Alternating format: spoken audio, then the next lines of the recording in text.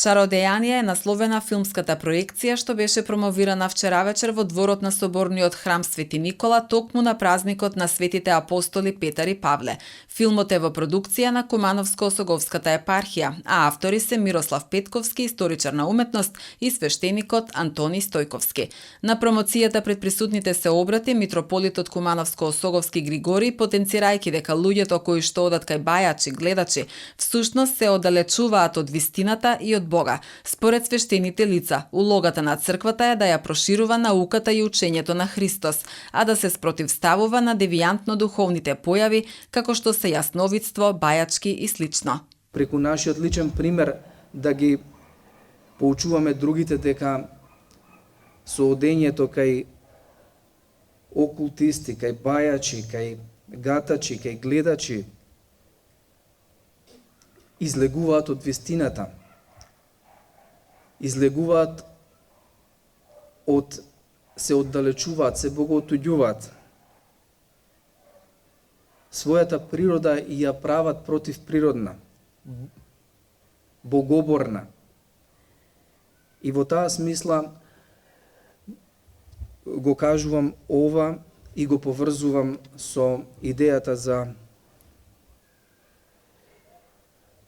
реализација на оваа филмска проекција, во смисла дека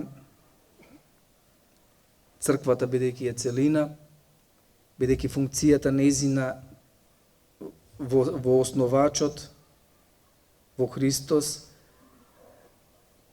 не се разделува, не се поделува, така и да настапуваме сите што сме обдарени со силата на Светиот Дух, да бидеме поучувани, духовно раковедени од свештенството, во еден момент, во моментот на метаноија, во моментот на преумување, да станеме и ние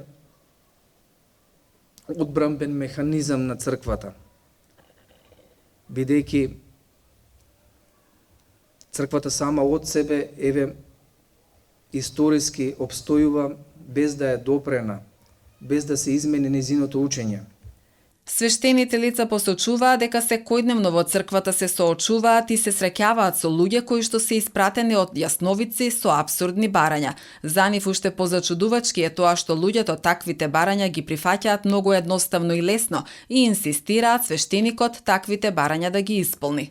Во времето во кое што живееме денеска, дури каде што многу често и ќе потражиме второ мислење од лекар, каде што ќе испитаме за своето здравје, дури на интернет ќе потражиме податоци, но меѓутоа кога ќе одиме кај бајач, тоа директно, без размислување, одиме и го бараме од свештеникот да го изврши тоа што тие го бараат. Тоа го укажува и отец Игор, каде што на здрав човек не тера да читаме молитви за луѓе кои се на смртна постела и други абсурдни работи, да садат дрва по црква и не знам со што се соочивме овие години. И тоа беше силна мотивација за да укажеме пред се повторно и повторно, како низ историјата што е укажувано, дека тоа е девијантна духовна појава во црквата. Идејата е токму тоа, да можеме да не останува само овде денес, туку да побуди интерес и, например, овде када речеме 100 луѓе колку сме соберени, барем 5% кога ќе излезат со идеја да кажат да, веќе бајачите не интересираат, не одиме веќе таму, мислам дека ќе има успех.